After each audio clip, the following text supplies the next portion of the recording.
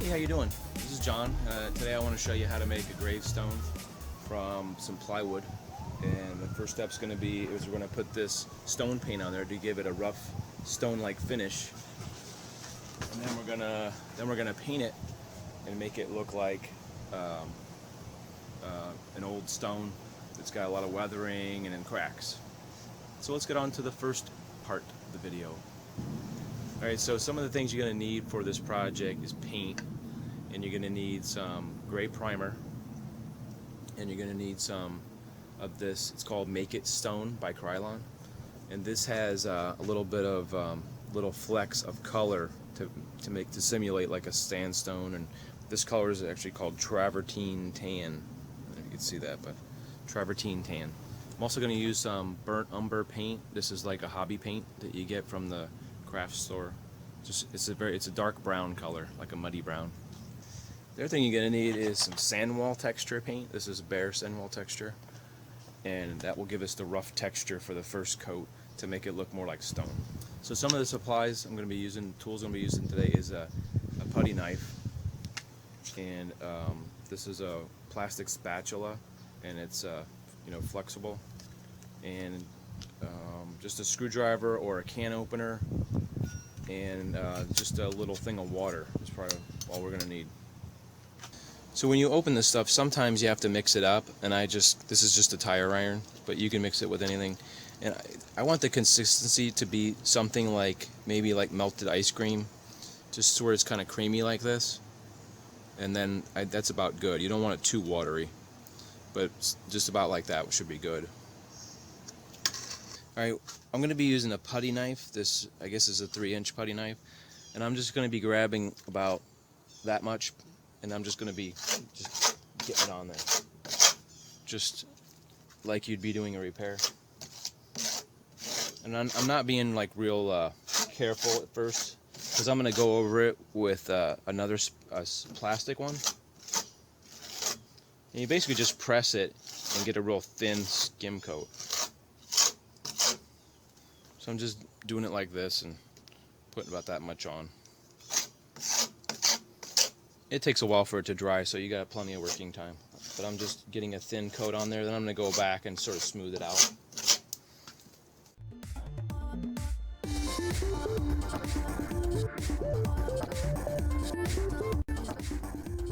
What I do is I just kind of sweep away from the edges and coat the edges this way, because I have a lot of extra on here, so I'm just kind of using my knife to go pull it off of the tombstone and try to get those edges like this, just kind of sweeping off the edge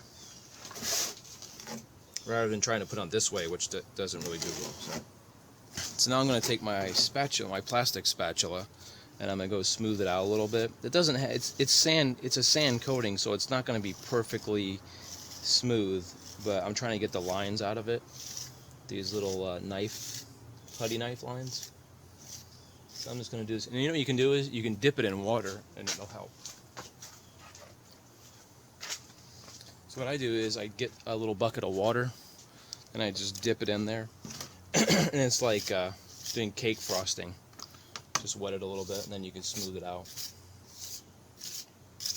Just want to get the trowel lines out, and you can actually use your fingers too a little bit. Just smooth it out like that. Just sort of, so it doesn't look like there's any lines there. Gives it more of a natural look rather than a stucco look, which is like supposed to be like a very rough. Alright, so I zoomed in here so you can see there's a line right here. So what we're going to try to do is I just wet my fingers and I'm just going to go over this line like this. Try to get it a little smoother. I wouldn't say you want to get it too smooth, but just take the lines out of it. But if it's bumpy, you're not going to be able to see it really, because when you spray the stone paint on there, it'll cover up all the imperfections for the most part. So just take some water, kind of re-wetting it, and just work over those areas that may be a little too bumpy. Okay, why this stuff is, after you just put it on, now that you got it all smoothed out, what I'm going to want to do is put cracks in it. So I'm just going to kind of make up a crack, and my method is you just make it like a lightning bolt where it's all jaggedy, and this is mine, and then I usually break it off into two, and I'm just using this little nail punch tool with a little point on it. You can use it like a pencil would probably work too. And then like after you sort of do the crack, you sort of have to clean up the lines a little bit. I did it with a screwdriver last time. If you want to do it with something bigger, just do it with a screwdriver. But you sort of have to, when it dries, you can sort of push these little crumbs away. So it gives you a nice crack there. So let's do another one. So we're going to do another crack at the top here. So I usually just start, sometimes I just start in the corner, because it seems like maybe it would crack in the corner. And just work it down. And maybe it breaks off into another little crack here. Like that. There's no real science to doing cracks. But you can sort of, later when it dries up a bit, you can sort of just clean it up a little bit. Or you can clean it up now. Doesn't matter. And you could actually probably do this after it's dry too. I just have not. So you can, you know, do whatever. Do a real thick crack on the side over here. Just brush away the crumbs there. So when you paint it, there'll be a nice like gouge in there. And of course, the thicker the layer of the sand texture, the thicker the crack's going to be. So I think that looks pretty good. So I'm going to go with like 3 cracks, and you could do more, do less. Doesn't really matter. Now that this stuff has dried, it says it's about a 2-hour drying time, so it's nice and dry. So we're gonna spray. Next, I'm gonna spray it with the stone texture paint, and just depending on how thick you want the color, which this is kind of a tannish orangish color, you could spray it on a little lighter or a little darker. It's just personal preference. I'm probably gonna give it like a light coat just so it has that those little speckles all over in an even, kind of an even tone. So that's what I'm shooting for. Don't you hate it when you're trying to shoot a video and it's nice and quiet outside, there's not a lot of, and then this guy starts up with the power sander. So it's going, I hate it. So we're gonna press forward and hopefully overcome the sanding noise, whatever that is. Oh, he just shut it off, so we're good. Okay, I just read the instructions on this paint, and I did not know this. It says, shake for 10 seconds because, what does it say? Over shaking may result in a loss of texture. I did not know that. Last time I did this, I shook the hell out of it. So I thought because it's a thick paint that you have to shake it, but I guess not. Anyway, so I was gonna say, hey, shake this good, but 10 seconds I guess is good enough. I guess it messes up the texture. So I just got this propped up with a little piece of wood down here, and I'm just gonna go ahead and paint it now. And you can paint it from a good distance because it covers really thick. I'm just staying back like 1.5 feet, because if you go too close, it's gonna do this, and it's gonna be all concentrated. So I want this like nice and spread out. And it does have a texture too, so it's going to give it kind of a flat, kind of marbly look. And if you go darker, it just gets more orange. But I kind of want it a little bit light. But we're going to see what it looks like if I spray more paint on it. A little thicker. See, it's getting a little orangier there.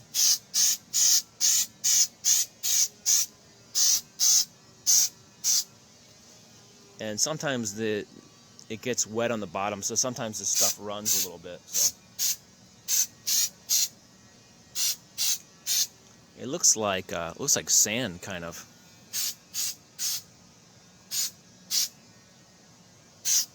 Yeah, I like that right about there. I guess on the camera it's hard to see, but in real life it's very tan. now that it's painted, I wanted to give you like a close-up look at what this looks like. You can see it has kind of a sand-like texture here, right there. And it's also got these little black flecks, and I think it's got little white flecks too. But from what I see on the camera, it's not picking up the color very well. I don't know why, but this is it when I put a really thick coat on this. So I wanted to compare the two. This is one I did a couple years ago. You can see, I'm not sure why this one's so much darker, but this one is very light. And by the way, this stone, they actually have colors, and it's called travertine tan. And maybe this one I used a different color. I had a light one and a dark one, so this must have been a darker. But you can see how the dark specks are a lot more. Well, maybe you can't see it in this camera.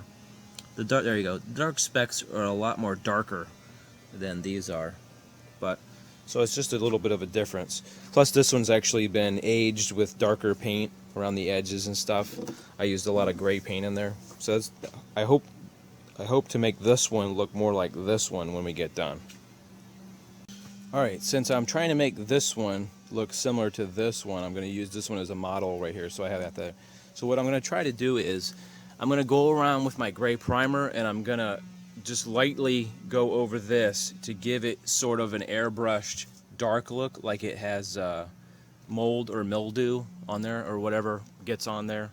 So I'm going to go around the edges and give it a dark look, and I might just go over and mist this whole center section, and it will actually darken the whole thing, but you can't tell. If you do it far enough away, it'll just darken the whole thing with a bit of a gray look. So that's what I'm going for. Okay, so the process of doing this is basically I'm just giving it some light gray color around the outside, starting off kind of light and going around the outline of it to give it a bit of a mold look and old and a little bit of dirt.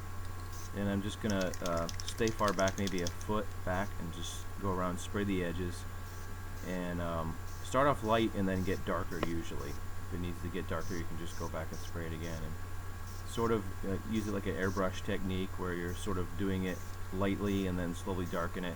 And then I'm going to start spraying toward the middle of it to give it take the overall tone down, because it was very, very light colored. And so it's just giving it some moving the spray can back, so it just, the overall tone of it is getting darker. And as you move the can back, the spray is very light, so it gives it a more even tone. And that's about it as far as just that part of the aging. Okay, we're done with the gravestones, and you can see from where we started, this looks a lot different. You know, darker and dirtier and more cracks and everything. And so I always want my gravestones to look sort of have their own character, and one will be slightly darker and have different features than the other one, instead of as opposed to have them all look the same tone. I try to use different colors of paint and vary the amount of like primer I put on there to give it darker tones and lighter tones. So you have a bunch of different, you have a big variety. Besides, you know, the different designs, you want different colors too, because gravestones aren't always like the same color. So you get a nice variety of the color in there. Okay guys, so that's the tutorial, and I hope you enjoyed it, and I hope that helped you out. And don't forget to click the subscribe box up here, and you know, I'll be having more videos, so whenever you subscribe, you'll see the new videos come up on your homepage. So okay, take it easy. We'll see you later.